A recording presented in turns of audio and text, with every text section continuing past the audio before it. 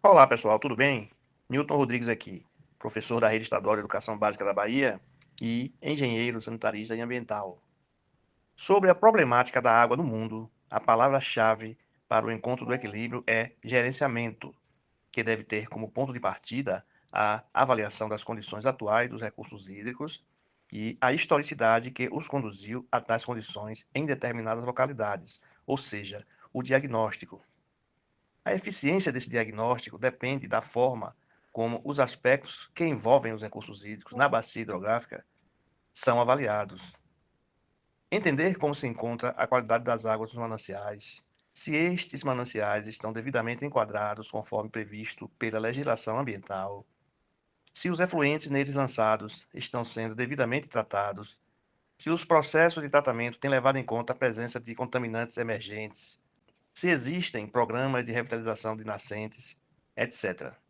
Deve, portanto, possibilitar uma ampla compreensão sobre os pontos positivos e negativos, assim como o estabelecimento do marco inicial para a efetivação das diretrizes a serem seguidas. Cumpre-se também verificar se existe um processo de gerenciamento em andamento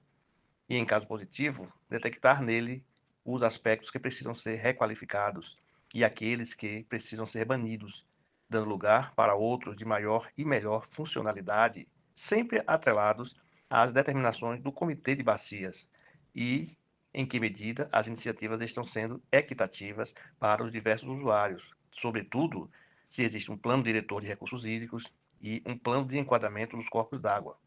e ainda se esses planos foram desenvolvidos levando em consideração as especificidades presentes em cada uma das subbacias que compõem o território de gestão. Caso ainda não exista um processo de gerenciamento em prática, tem-se aí a oportunidade de criá-lo,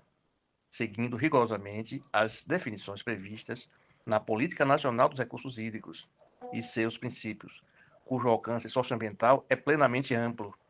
e, se seguidos criteriosamente, podem garantir que os diversos segmentos de usuários estejam desenvolvendo suas atividades adequadamente e sem o risco de escassez e contaminação da água, uma vez que a própria política estabelece propostas de reuso para determinados fins. Salienta-se que essa lei apresenta um modelo de gerenciamento dos recursos hídricos que agrupa situações que vão além do âmbito dos corpos d'água, pois envolve a bacia hidrográfica como um todo, e, nesse sentido, reúne os aspectos econômicos, socioambientais do seu território, independentemente da distância dos cursos d'água principal e secundário. Portanto, é de suma importância que os planos diretores de recursos hídricos e os planos de enquadramento dos corpos d'água tenham a sua elaboração com base no debate envolvendo todos os setores territoriais da bacia hidrográfica, principalmente pelo fato de que o gerenciamento de recursos hídricos, que leva em conta as demandas específicas de cada subbacia, tende a ganhar maior objetividade para questões regionais que geralmente são distintas de uma região para outra. Outro ponto importante é o que leva em consideração o reconhecimento da dinâmica natural dos corpos d'água, definindo espaços específicos para a atuação de determinados usuários, para que os lançamentos de efluentes pelas indústrias, comércio e atividades domésticas, por cada um deles, não interfira de forma significativa nas atividades dos demais. Quando se estabelece que os corpos d'água precisam ser enquadrados e que os efluentes sejam devidamente tratados antes dos lançamentos, nos mananciais, busca-se estabelecer que os usuários do saneamento básico não afetem os demais usos, principalmente os usos consultivos.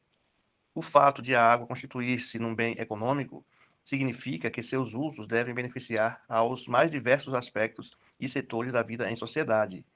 E então, a Política Nacional dos Recursos Hídricos propõe uma sistematização dos usos de modo que todos os usuários sejam atendidos adequada e independentemente, respeitando as condições naturais de existência da água e a manutenção de sua qualidade para os usos das atuais e futuras gerações.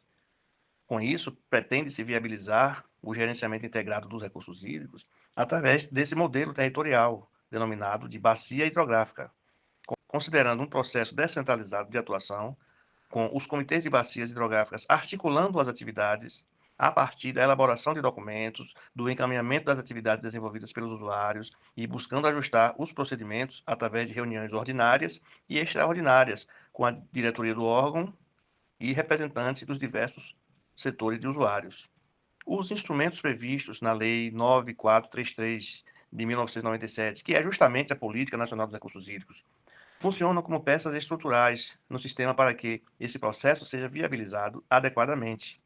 Somente quando o gerenciamento integrado dos recursos hídricos ocorrer de forma preponderante, respeitando todos os aspectos estruturais e estruturantes, a sociedade estará caminhando a passos largos na direção da igualdade de direitos para todas as pessoas. O fato de as bacias hidrográficas apresentarem condições climatológicas altamente diversificadas dentro de um mesmo espaço territorial torna necessário que, para cada tipo de localidade, exista um olhar diferenciado a respeito do gerenciamento integrado dos recursos hídricos. Evidencia-se a importância de que os usos dos recursos hídricos não interfiram significativamente na dinâmica natural do movimento da água no planeta, assim como no seu tempo de permanência nos reservatórios naturais, por onde ela transita. Grandes variabilidades no quantitativo de água em determinados reservatórios naturais, devidas às atividades antrópicas, desorganizam o ciclo hidrológico, promovendo desequilíbrios que repercutem em eventos climáticos catastróficos, que podem afetar negativamente a vida das pessoas. O processo histórico de uso e ocupação do solo também interfere no ciclo, pois a falta de planejamento nesse uso e ocupação tem levado a humanidade a se instalar em locais não recomendados ambientalmente, sobretudo em tempos passados, onde não havia uma legislação fundamentada em estudos científicos sobre os movimentos da água no planeta. Muito obrigado a vocês, muita paz e prosperidade para todos e todas.